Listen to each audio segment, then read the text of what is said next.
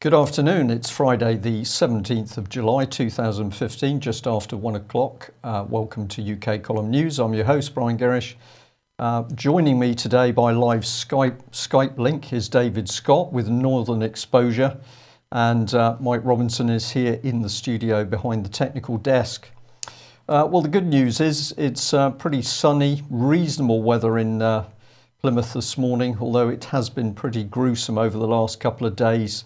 Almost no July summer at all, but I'm told it's not too bad in Norfolk, some sunshine there. Yorkshire's looking a bit overcast. Better say to you, David, what is the weather north of the border today? Grey today, at least in Perth. I think it's wild and wet out west. Okay, and my question really is, will the Scottish National Party be using its magical powers to ensure that Scotland breaks away from British weather system? Will there be independent weather in Scotland shortly? Yes, well, I'm sure it will only be sunny in an independent Scotland. I think we've got that in writing from somebody. Okay, well, we'll watch that with interest. Well, what better place to start than the royal family? And of course, Prince Philip, known for his diplomacy. And the report here in the Mail is that basically he's at it again as he asks a group of women at an East End community centre, who do you sponge off? Now, what a wonderful man this is, and the sheer arrogance of our royal family at the moment, committing treason as far as I'm concerned by handing power away to the European Union. That's misprision basically handing those powers away to the EU. Many people say it's treason. But on this statement, isn't it remarkable that he's the man that's living off the British public, and if we said, well, who's he sponging off? It's got to be us. Don't think I could put it any more bluntly than that. Probably time for this man to go. Would you like a comment on that, David? You probably want the King of Scotland back. Yeah, King of Scots. There never was a King of Scotland, for reasons which we might get a chance to go into one day. There's never been such a thing as a King of Scotland. Different relationship altogether. Yes, I think the monarchy is... like the BBC, like other institutions in this country that we might get to later on today, there seems to be a lot of uncertainty about what it's for, a lack of confidence in what it's for, and a lack of a kind of sure-footed response to the rest of it. Prince Philip's clips aside, and there really is... a case to be for an institution like the monarchy to be asking that question of people who really are sponging off of other people. We can think of the banking system for one thing, the never-ending bailouts of the City of London. It'd be nice to see the monarchy actually speaking out on that. Indeed it would, but I think it's pretty unlikely. Perhaps we should do a special edition on the monarchy at some stage, and I'll see if I can bring in one of my famous celebration plates that I was given, but that's quite a story. Well, the good news is apparently SNP has told the rest of us not to worry because independence for Scotland is not a threat. Charm offensive from the SNP. You may have missed this, Brian. I've sent this one down to you just in case that the ongoing charm from Alex Salmond and his troops had passed you by. Let us see what that brings in days to come. It may be entertaining, if nothing else. Yeah. Well, I'm very interested in this one, of course, because if you want to destroy something, an existing structure, it's divide and rule. And the Lib Lab Con seems to have done a particular job doing just this, so we'll watch with interest. But let's come back to the magic powers of the SNP, and thank you for pointing this one out from the Scotsman, that SNP hopes its magical powers will stop welfare reforms. And I was a bit cheeky because I put in the side margin there, is this man talking about magical powers, or is he talking about Scotland's magic circle? Well, indeed. This is my personal MP, Mr. Pete Wishart, standing there with a very grey Perth behind him.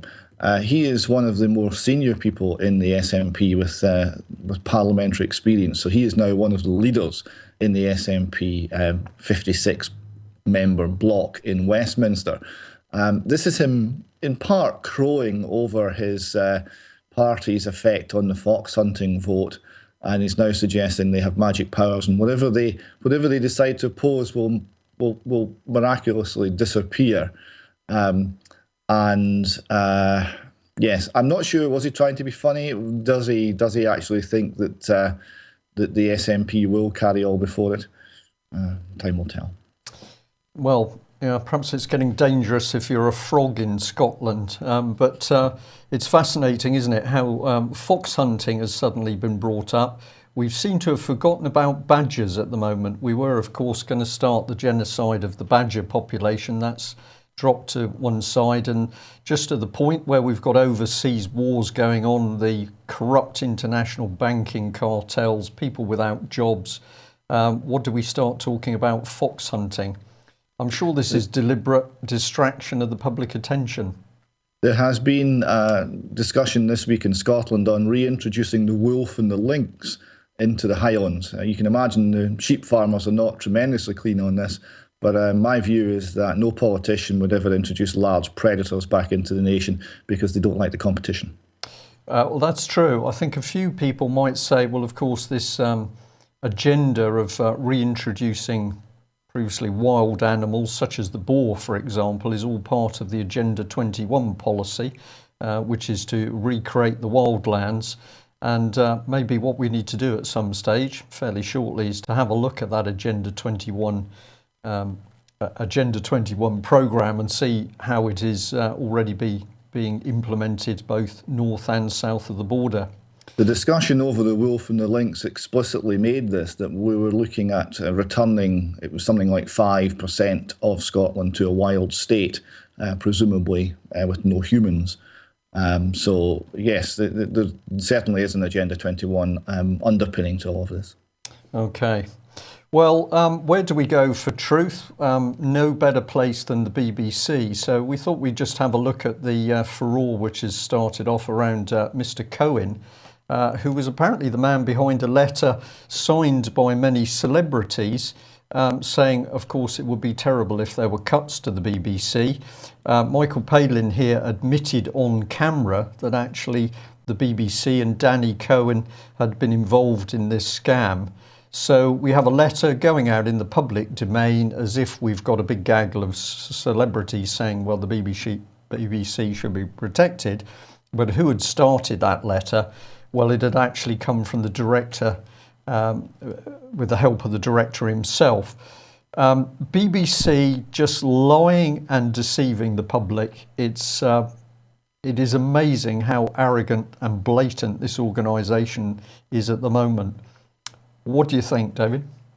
Arrogant, blatant and frightened. I think they are really quite worried about whether or not they will be in existence in 10 years, because people are starting to vote with their feet. I no longer pay a TV licence, don't have a TV, far too much to do, and there are more and more people in that position all around the UK. And also we have the internet, it's called the information revolution, and it's going to affect the BBC very fundamentally. So they're now ever more reliant on government coercion to extract money to provide their salaries, and that means that they're going to be ever less independent. So we're going to have celebrities on £2 million BBC salaries come out and say how important it is to protect the BBC. This is clearly not independent, no more independent than paying somebody £2.5 million from government coffers to investigate government child abuse. Quite correct. Yesterday we had Ian Puddick with us in the studio. We did some recording that will come out fairly shortly. But Ian was taking us through basically how the BBC deliberately misreported his court case.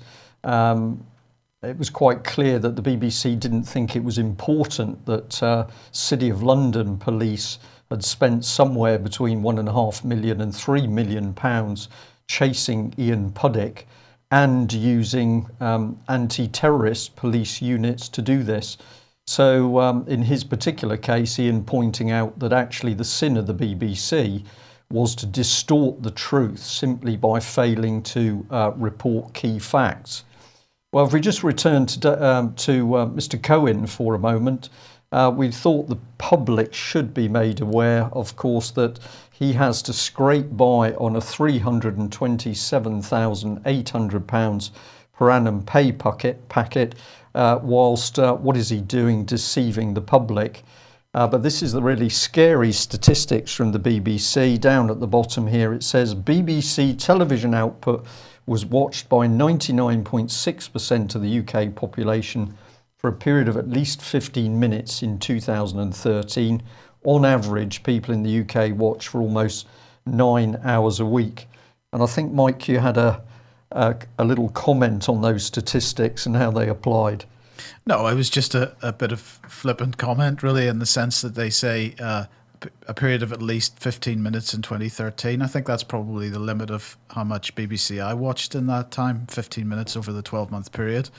But I mean, it is a bit sad if on average people are watching for 9 hours a week. What are they mainly watching? Is that mainly EastEnders or is it the news? Either way, they're having their minds affected, shall we say? Having their minds reframed by Mr. Cohen. Well, probably that leads us on nicely to wider control of the media, and of course that was Leveson, but you've been having a look, Mike, at what's happening with the courts. Well, indeed, because in January we pointed out that Brian Leveson had been asked to produce a report on court efficiencies, and he produced this report, Review of Efficiency in Criminal Proceedings. And we'll just remind ourselves what he was talking about. He was setting out plans apparently to streamline the inefficient, time-consuming and very expensive justice system in England and Wales. And he was suggesting more use of evidence from cameras worn by police. He was suggesting more flexible court hours. He was suggesting a scheme to replace courts' quotes, outdated paper-based system with digital courtrooms, more technology to allow remote hearings, tighter case management by judges, including, in appropriate cases, the provision of timetables for evidence and speeches, more high-quality equipment in courts to ensure footage from police body-worn cameras can be shown, and so on. And of course, one of the efficiencies that he was absolutely talking about, I think it was in Section 10 of this report, was whether or not juries should continue to be used in many cases. Well, in fact, if we move on to the next one then, the government has now issued its proposal on the provision of court and tribunal estate in England and Wales, and this is part of the efficiencies proposed by Leveson. And what they're talking about is closing 91 courts and tribunal buildings in England and Wales to reduce what Michael Gove has identified as, quotes, surplus capacity. So he's saying that 57 magistrates' courts, 19 county courts, 2 Crown courts and 4 tribunal hearing centres, and 9 combined courts need to be closed. He wrote a statement to the statement written by his underling, Shailesh Vara, and he's the Parliamentary Under-Secretary of State for Courts and Legal Aid.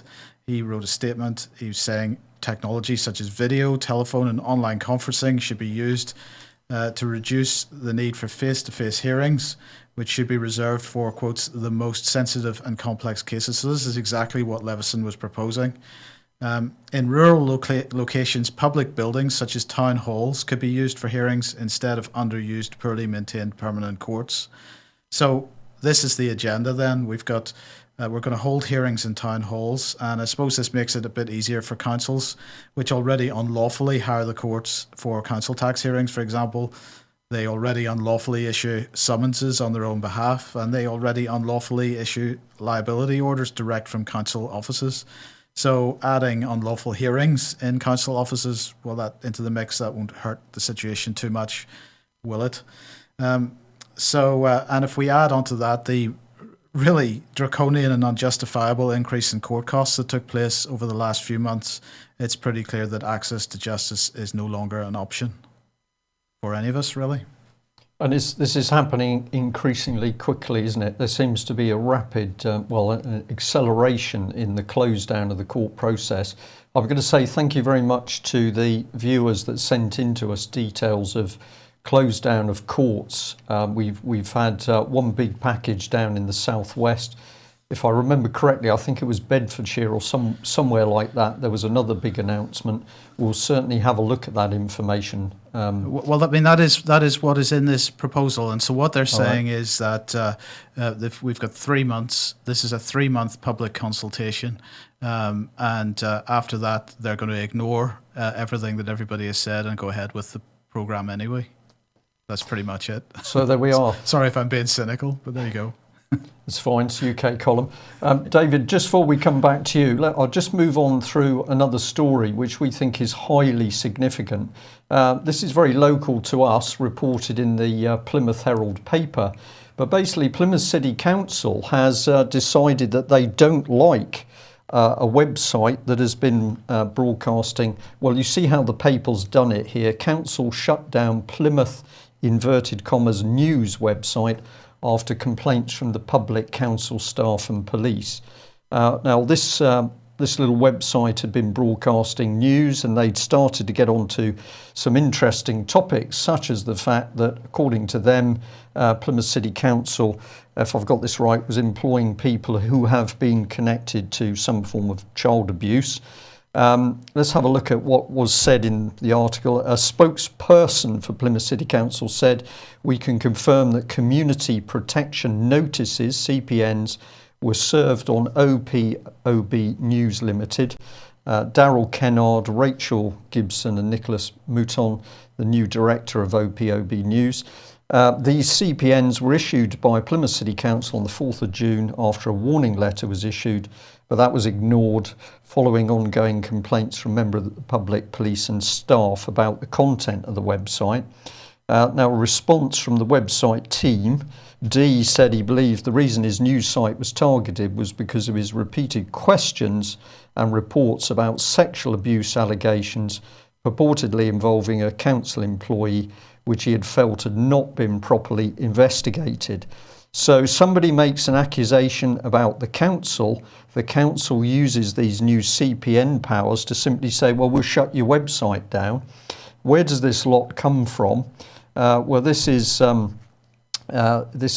legal information on the community protection notice, and this stuff in our minds is extremely dangerous. If I just highlight down here, it says authorities that can issue a CPN are council officers, police community support officers, if designated, and this last one is simply incredible, social landlords, if designated by the council. And if you don't think that's bad enough, if we also go back and have a look at what this law allows to happen, offence of failing to comply with the notice. Well, if you don't comply, you can be taken into court and fined up to £20,000 in the case of a body as opposed to an individual. But yet they can also issue fixed penalty notices. So you criticise the local council, they don't like what you're doing, they shut your website down, and they slap a fixed penalty notice on you. And of course, you won't be taken to a court, you'll be taken into the county office from now, the council office from now on, won't you? Well, indeed, credit where it was due, because it was a young man called Danny Bamping in the Plymouth area that actually proved that Plymouth City Council was itself hiring courts in order to take people through the process for collection of council tax arrears. So we are nearly seeing the total breakdown of the justice system in UK. Yes, you are. And one of the people who started looking at this in Scotland said that the justice system is really the heart of your nation. It's the organisational, spiritual heart of what you're about as a people.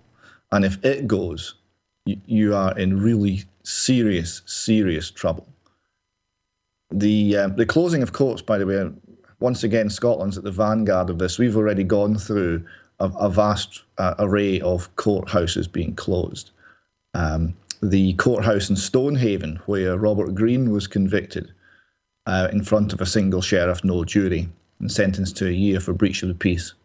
That's gone now, along with lots of other small courthouses, so that the fewer large ones, things are easier to control, and we're able to have much more technology, and we're promised much more efficiency, but we're not seeing it.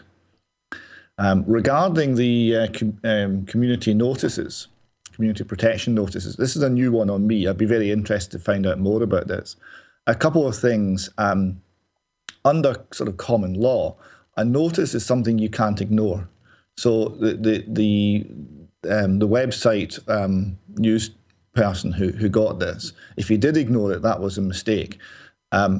You can discharge a notice by means of seeking clarification. So if anyone ever gets one of these, immediately discharge the notice by seeking clarification and start asking questions. You can serve notice on the council just as they can serve notice on you. And that type of approach, essentially the sort of free man in the land type approach of using the law and trying to resolve problems, offers at least some prospect of resisting some of this. But if these notices are ignored, then that puts the individual lawfully sort of in a position of dishonour, and they will get fined, and there'll be very little they can do. So anyone who gets one of these wants to be responding very quickly, seek clarification, discharge a notice by that means, and then get online and find out more about how to resist these things. Well, thank you very much for that advice, David. I'll just say on this issue, it takes me back years, because in the very, very early days when it was the Devonport column as a very simple A4 sheet starting to talk about what was really going on in the city, it was the then Chief Executive of Plymouth City Council that made an attempt to get the Devonport column shut down. So Tony Blair was here on one occasion, and it was reported in the local paper that as he was leaving, he was saying to Plymouth City Council, "You have been given special powers, you should use them." I wonder if it was in fact the Blair regime back in the early days that was starting to pump these powers through. We'll see, but we'll just remind people that UK Column warned a couple of days ago about a new process of fast tracking through courts. Well, not through courts, so that your case was dealt with just by a magistrate in a closed room. And we put an article up on the UK Column website warning about where this leads, and in particular warning that Kenneth Clarke MP has been saying, if you don't believe in secret courts, there's something wrong with you. So there, have a look at that article if you haven't already seen it. Hands up if you voted for Star Chambers. And on the subject of the UK Column, I'll just say there's an excellent article which went up yesterday, Empire Building Under the Radar, How Europe Uses its External Action Service. So have a look at this. This is burying into the heart of the EU and how they operate.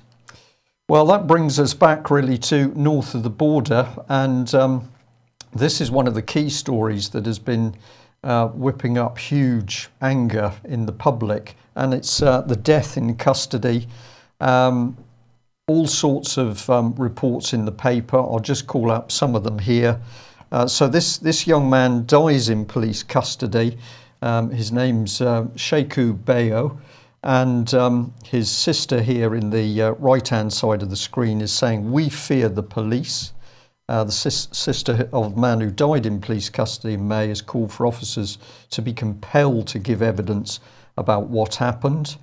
And surprisingly enough, a female police officer who was injured apparently during the struggle with this dad of two, she now faces charges over data protection breaches, PC Nicola Short, but she's pleaded not guilty to those breaches. And I'll just go on to this one, because we've got the family saying that basically there's been an attempt to shut down a venue that they were going to use to raise money for the campaign for justice for this man. And according to the family, the owners of this particular venue got a police Scotland call saying we think it's better if you don't have the event. Can I believe that? Absolutely. What are your thoughts on this one so far, David? Yes, this is causing enormous concern, both and specifically in the community of Kirkcaldy, but also, such as it's reported, widely across Scotland, and it should be concerning for us all. The idea that we have a fit, healthy family man, engineer, 12 years in the community, we haven't heard anything about any sort of previous convictions. I think we probably would have if he'd had a history of violence or something like that. He goes out and he never goes back to his family. He's arrested by a huge number of police using lots of shackles on his legs and arms, assorted pepper spray and other chemical agents. And he loses consciousness. He's taken to hospital. He's still shackled when he gets to hospital. The hospital staff have to ask the police to take the handcuffs and leg irons off him so that they can try to revive him. If I can just interject there, David, we'll just bring up on screen the Courier report on this. It's his solicitor here saying that the Fife man was still cuffed when he arrived at the hospital. And this was the full statement. We know that when Sheku arrived at hospital unconscious, he was still handcuffed and had leg restraints. The leg restraints were still in place. Doctors demanded their removal. And of course, who was the policeman in charge, overall charge of this disgraceful affair? It's Stephen House. Yes, indeed. And we then have a community bands together in support of the widow and the family of this man and wants to hold a fundraiser. And Police Scotland phone up the bar, the nightclub that this is going to be held in, and say, oh, if you hold this, you're going to sour relationships with Police Scotland. That's what they said. You're going to sour relationships. Essentially, you're going to get raided. We're going to be all over you like a rash. That's intimidation. That's entirely inappropriate. Whoever said that should be gone and out of Police Scotland, and there should be copious letters of apology. We don't see any of it. Well, if misconduct in public office applies in Scotland, that's certainly what it would be. I think it's called breach of duty in Scotland, and it is a criminal offence at common law in Scotland, and that's what it is. But of course, nobody ever gets tried, convicted, charged, investigated, anything to do with this. Yeah. Very surprised to find that that PC Nicola Short is in fact going to be in court on the charge of breaching the Data Protection Act. That's actually quite surprising. It doesn't reflect tremendously well on her, obviously, but we'll see what the courts decide regarding the evidence that's facing her. Yeah. This attitude of the police, of course, we're also seeing south of the border. Many reports of the police warning people off from doing things. We had some mainstream reporters with us a few months ago. They went away very happy men with information we gave them, but they were in contact a couple of weeks later to say the information must be really good because having made one phone call, they'd been warned pretty clearly by, in fact, Devon and Cornwall police. Perhaps more on that in due course. And let's also remember Ian Puddick from yesterday, who'd made a phone call to the Old Bailey press office to ask about progress of the court case with Ben Fellows. And to his astonishment, and both Michael Robinson and myself were there, we heard what was said. The Old Bailey press officer told Ian Puddick to basically F off. So we're starting to see these public servants utterly out of control. I'll just bring this slide up of BBC News. Apologies for that, but the image was good. Hundreds attend the funeral. So this isn't just a matter where there's a few people concerned about what's happened to this man. This is moving into the wider public domain. And I'll follow up with this one here, where there was a press conference where Mr. Bayo's solicitor centre and his partner on his left, were obviously answering questions, and the rest of the family were there as well. And this is the quite incredible thing, because a Scottish Police Federation lawyer said that the Bayos family had promoted a quote, completely inaccurate and misleading account of the initial incident and what followed. So we've got a lawyer here sticking up absolutely the police got it right. Never mind a man died in custody. Never mind he was sent to hospital shackled. It's all the fault of the family. They got it wrong. Well, who was the lawyer? Quite unbelievable. Let's have a look at who it was. It was Mr. Peter Watson of PBW Law, former lawyer for Dame Eilish Angelini. Remember, she was the former Procurator Fiscal implicated in the Holly Gregg affair. And Watson has recently been linked to the 400 million Heather Capital hedge fund fraud case and has been required to step down as a sheriff. Just the man, I think, to point out that the family got it all wrong. Yes, required to step down. That would be sacked, because he offered to step down voluntarily, and Lord Gill, not a man I'm a great fan of, but to his credit, said, no, that's not good enough. You have to go. Quite remarkable, and without precedent, having a sheriff dismissed in that particular manner. But as you see, it's not done Peter Watson's career any harm. He's still got many, many influential clients, including Police Scotland. The march in Kirkcaldy was interesting. I thought, the BBC did cover it. It reported on it, and it reported on it reasonably accurately. But there was a couple of things which I thought were interesting. Firstly, they said hundreds. Now, I saw the video, and I thought there were thousands of people there.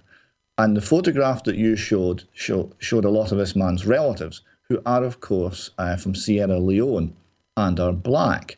Now, they were obviously at the march, at the funeral, and being the relatives of the deceased, they very much took centre stage. But the march as a whole was the people of Kirkcaldy.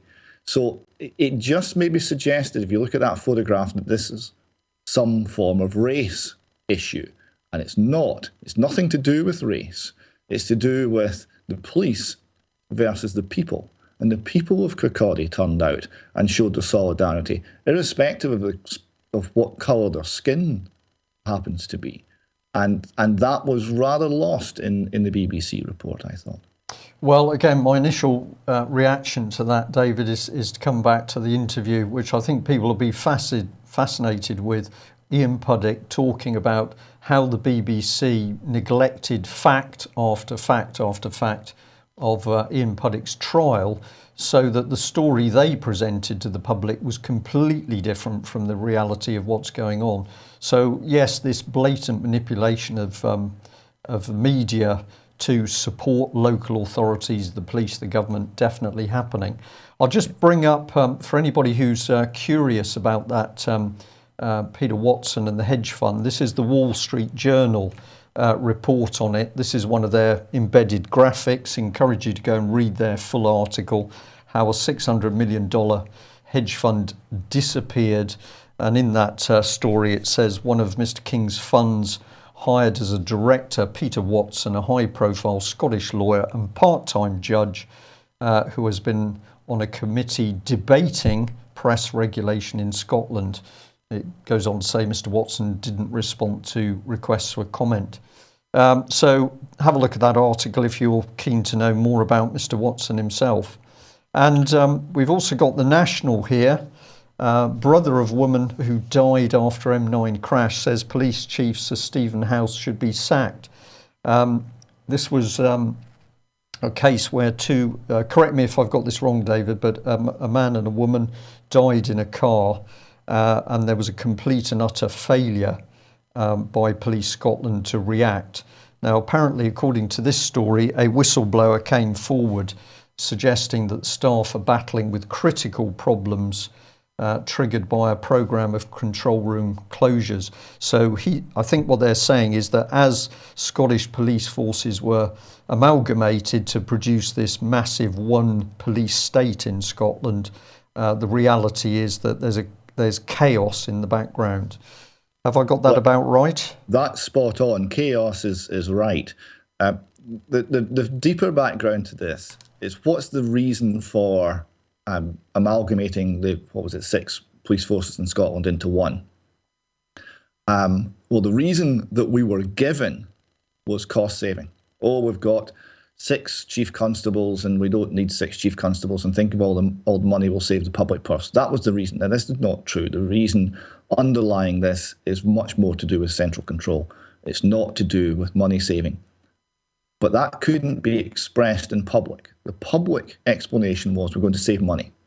So what happens is they spend vast amounts of cash, much more than anticipated, in the reorganisation into one force. So we're 2 years in, we haven't saved a penny. No, we've spent money so far. So there is a pressure on Police Scotland to actually bring forward some of the promised cost savings, which are not appearing. So there's pressure on the system. If you phone, you've got 2 numbers to phone for Police Scotland. You've got the emergency number 999, and if you don't think it's an emergency, there's another number, 101, I think it is. And that takes you to a call centre. Now, I've phoned that several times, and the phone system we have gives you a printout on a computer screen of how long the call takes. So it's been 10, 11, 12 minutes before the phone has been answered when I phoned this number. And I've spoken to the staff there and commented on this, and it's clearly an organisation under some pressure, and where things are not going very well. They have a problem with absenteeism, 10% absenteeism apparently, due to illness in the call centre that failed to handle this call, and it left these 2 people to die in a ditch for 3 days before anybody came to their assistance. Mm. Well, the public seem to be picking up on Police Scotland. The Scotsman itself here saying, has trust in the police gone for good? And it's very interesting. Part of the article here says it's now just over 2 years since all of Scotland's police forces were merged to create one single organisation. It was a change marched through the Scottish Parliament with that lack of real scrutiny and public debate that seems inevitable. And they're saying because there's no credible opposition. And I'll add this in, tell me off if you think I've gone too strong on it, but this is the man who is desperate to get even more armed police onto the streets of Scotland. So we got deaths in custody and unaccountable armed police. He's even told members of the Scottish Parliament, it's not your business how many armed police I put on the streets, it's mine. So arrogant man, where's it going to lead? Well, I'll jump through. Let me just come back to that. This is where it leads, which is basically the situation in Los Angeles. This video has been released by the judge now. Watch it, but it is quite harrowing because you see the police simply shooting dead a young unarmed man. And to my mind, we can see this situation growing. It's happening north of the border, but it's also happening in England as well. Yes. The armed police situation in Scotland has been opposed vehemently by the people of Scotland. They recognise it's not necessary. It's alien to the culture here. We don't need it, and we certainly don't need occurrences like that one in Los Angeles, which is dreadful. Yeah. As far as Sir Stephen House is concerned, the pressure mounts on him. He's still doing this. I'm not going to resign. And as he repeats this, the confidence in Police Scotland ebbs away. We have a man who's presided over a whole series of catastrophic errors. And we're talking about errors often which go back to senior management decisions. How you organise call centres, whether or not you put armed police on the streets. Things like that go to the very heart of the management of Police Scotland, not simply what happened on a Friday night in Kirkcaldy. So the pressure is going to mount on Sir Stephen House, who I'm being told has the benefit of a super injunction currently covering certain aspects of his life which are not being reported in the press. Interesting. Okay, well, we'll just move through these fairly quickly. Mike's got some more articles to bring in, but the National here, I gave a sneak preview, Dickens Revisited. And then we've got this one here, No Extra Tax, Scots Tell the SNP. What's the significance of these two then? Well, the Dickens thing, I put that in for Mike because he so enjoyed the headline page from the National last week on the budget. I thought he'd appreciate the Dickens reference as well. The Dickens reference is the National is left-wing nationalist supporting paper, Pravda for Scottish people. It's looking to engage in this divide and rule business where we're meant to be at one another's throats between left and right, and the left is going to paint the right as Dickensian, irrespective of whether there's any truth in this, irrespective of the nature of the economy we have now being quite different from the one in Victorian times. This is what they're trying to do. It avoids looking at any of the real issues. We won't have a chance to talk about it in detail today. But Hannah Arendt, the author of The Banality of Evil, and someone who thought very deeply about what goes wrong in our societies, commented on poverty and said that it's not so much a problem of want, but a problem of darkness. And I think that therein lies a lot of truth. And this is the sort of thing our papers should be looking at, not this false left-right divide. Couldn't agree more. I'll just give you the last one, 30 seconds on this, but many people would say the whole of UK is being fracked. And it says here, nationalists accused of hypocrisy over fracking. Now, I know you're not a fracking expert. We probably need to pass this on to Ian Crane in due course, but what's your take on this one?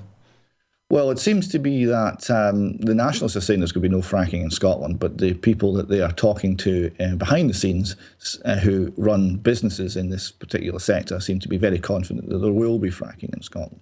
So we will see what's going on there. I'm sure there's much more to learn about what's actually been going on in terms of discussions out of the public eye. Okay, well, I'd personally be very upset if there's any adverse effect on the water supplies for some of the more upmarket distilleries. So we'll have a discussion on that in due course. Mike, you've been having a look at surveillance. Well, this is David Davis and Tom Watson, who have apparently won a court case on the issue of the REPA Act.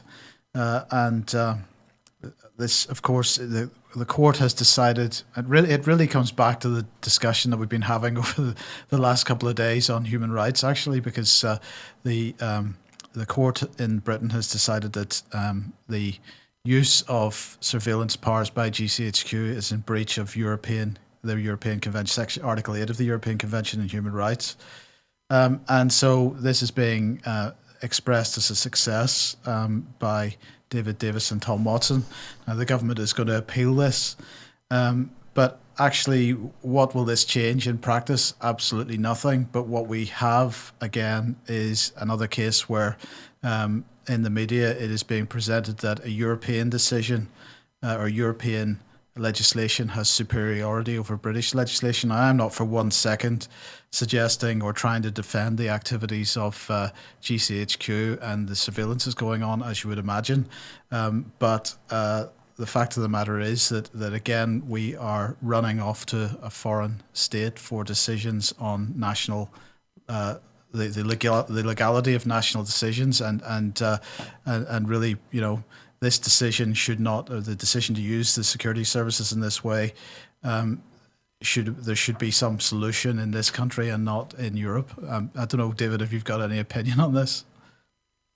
Well, one of the issues is our own courts tend to be letting us down over and over. So people are resorting to Europe because the courts in this country are not respecting our own legal tradition. Well, this is exactly right. But of course, my argument here is that we shouldn't therefore just be saying, forget the British courts, go to Europe. We should be fighting for the British courts to be doing their jobs, basically. Well, absolutely, we should be. But it's very difficult to get a handhold in that particular area because ordinary men and women are largely excluded from this on financial grounds, if nothing else. Yeah. Okay, and finally then from me, well, this is Michael Fallon, who seems to think that we're fighting a new Battle of Britain. I wanted to highlight this because I really thought it was a bit, what can you say? I mean, we're just past the 75th anniversary of the Battle of Britain, and really to suggest that we're fighting another one at this point is pretty grim. But anyway, this is because Britain is doing so well with its surveillance over Syria and Iraq. And if we just look at the next one, because we are getting our second Air Seeker aircraft, which these replaced the Nimrod, right? That's what the role they're serving. Of course, these aircraft not even built in Europe. Actually, not built in Britain, not even built in Europe. They're built in the United States.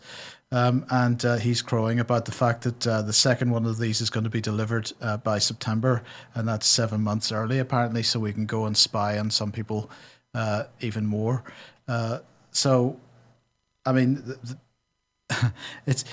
I really objected to the use of the term Battle of Britain here, Brian. And it's our term, actually, and these are the people destroying the country. Yeah. Okay, well, there we are. Lots of multi-million high-tech equipment to go and spy on overseas nation states, as Mike said. We'd like to end on a little bit of good news this Friday, and we're going to go back to you for just a brief comment, David. But apparently the public in Scotland are beginning to fight back over the named person scheme. And the Evening Times here saying that the Social Justice Secretary, Alex Neil, came in the firing line as members of the public were asked on their views of how to create a fairer Scotland. Tell us some good news. Yes, this is the difficulty they have now of leaving Fortress Holyrood and actually going outside and meeting the good people of Scotland. Whenever the SNP government send a minister out to do this, the people are going off script. Right? They're meant to be talking about fairness, which is code for how to blame other people and steal their stuff. But they're not. They're talking about why the government is actually assaulting the rights of parents and involving themselves in the detail of family life. And they're well informed, they're asking hard questions, and they're not going away. And I would suggest to the SNP ministers, unless they want to change this policy, they get used to this, because they're going to hear this for years to come until this policy is consigned to the rubbish bin where it belongs. Brilliant. Thanks very much for that. Well, that says it all, doesn't it? That if enough people stand up to be counted, expose and challenge the people we've currently got in government, we can change the situation. So we need more of that done. That brings us to the end of our news today. David, thank you very much for joining us. Thank you. Thank you. And we will be back on Monday at 1 o'clock. If you like what UK Column does and you want to help and support, please consider taking a subscription or making a donation. We can only do this with your support. We would like to do more. We can only do that with your support. So if you're not on board at the moment, have a think about joining us. And we'd love to see you help to boost our numbers. That's it for today. Enjoy some sunshine over the weekend. I think tomorrow is going to be reasonable. Sunday, a bit of a gloomy summer's day, I think. There we go. Thank you. Bye-bye.